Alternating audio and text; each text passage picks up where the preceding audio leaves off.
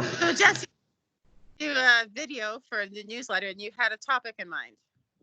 Yeah, so I've been thinking a lot about this around what some of our clients are doing um, to kind of take a look inside under the hood at what they do and what they do well. And I was talking about this the other day with a business partner of ours, and it struck me that one of my clients is looking at they were faced with one of their core products um, being shut down, and that was their most profitable product, and their business was based around that product, but they had other products and that they was in their product suite, but they it was really hard to survive alone on those products. So, you know,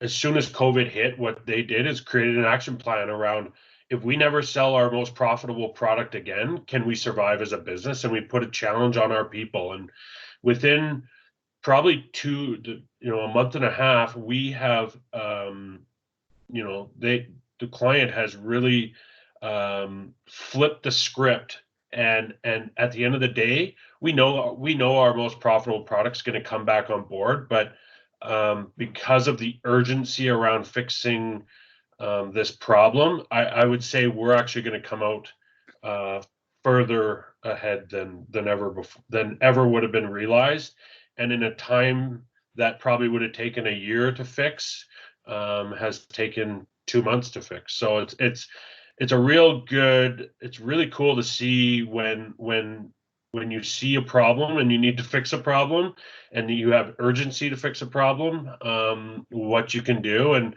I think all businesses out there need to be really being creative around, not just waiting for whatever you sold in terms of product or service to essentially wait for the market to come back to you. Instead, you need to be aggressive and creative, and put your creative hats on like you did when you first started your business. So, yeah. And I mean, in the client that you're speaking of, one of the privileges they had was those other revenue lines were in existence. They were just auxiliary to the main revenue line. I know that, for some of our distillery clients, when they started Sanitizer, that was a brand new line, which is a bit more planning and ambition than just focus. What about companies? I mean, I know we have one that looked at doing virtual classes with their exercise, but they end up saying no for a lot of good reasons. Like, what are your thoughts on how you do that without losing focus and without pivoting to the point of spending money and cash flow away from your core competencies? Yeah, for sure. I don't think to the distilling one's a good example where a quick pivot was possible because it's somewhat within the sphere of what they do. Now, to go from being a distiller to a baker, is probably a bigger stretch, and outside of it is going to take longer to figure that out, starting a new business. But I think I even if you're not able to pivot per se in terms of product, there's always improvement in your business, whether it's processes, whether it's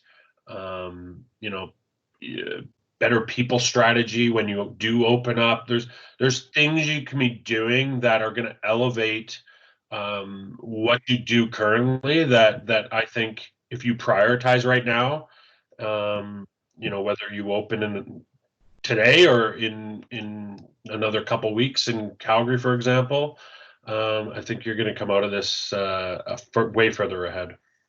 And we're seeing the guys that are doing that are really setting themselves up for growth in the long term.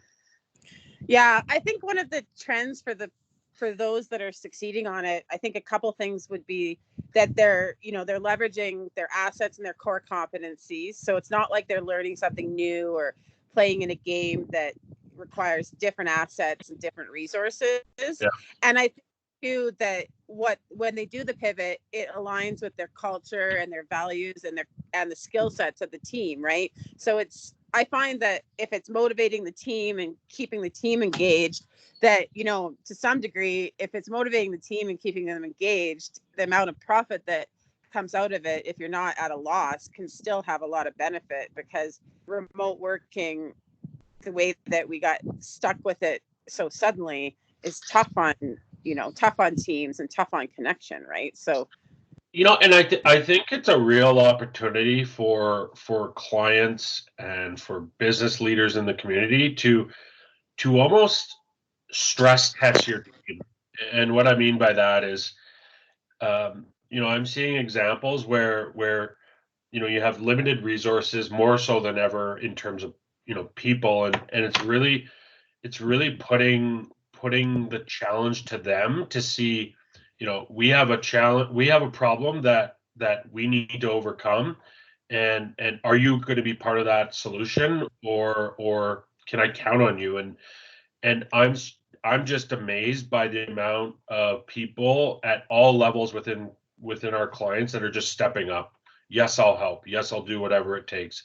Yes, and that type of you know, that type of team camaraderie, I think, is going to be, you know, just enhance the cultures that the small business community is already building, but it's just going to be amplified, you know, 10 times once this is over, because, you know, the companies that stick together under crisis are going to be that much closer when things pick up and when growth happens again.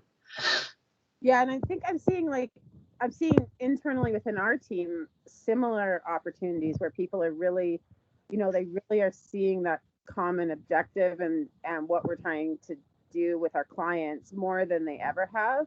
And it's interesting because a lot of our finance leaders and our people are super excited about those new products and pivots that the clients are doing, and the opportunity to be a part of that team and that initiative. And so, I mean, there's certainly more negative about this pandemic and the economy than there is positive. But when you're searching for a silver lining, I think you're right. There's more silver linings when people have taken an opportunity to pivot, start new revenue streams, and what they already have, right? Yeah, I mean, you know, I've seen several examples of this where people are stepping out of silos, and saying, yeah, you know, I used to focus on this you know, specific area of our business, and that was what I did. That was my day to day, and maybe that silo doesn't exist right now because, you know, it's, you know, we're not able to sell that product or service. But where can I help and where can I learn? And I'm seeing a lot of cross collaboration across organizations where, you know, operations people are stepping in to be salespeople, and vice versa, and that type of learnings, and I actually think will help. Once you get back into those silos, you'll have a better appreciation and understanding for what your colleagues are doing, and it's just going to make your operating model that much more successful, and that much more enjoyable to be in, I would say. So, Jesse, this has been an awesome Friday chat, and I know you've been working 12 or 14-hour days every single day. Do you want anything fun this weekend, or just more work and more grinding?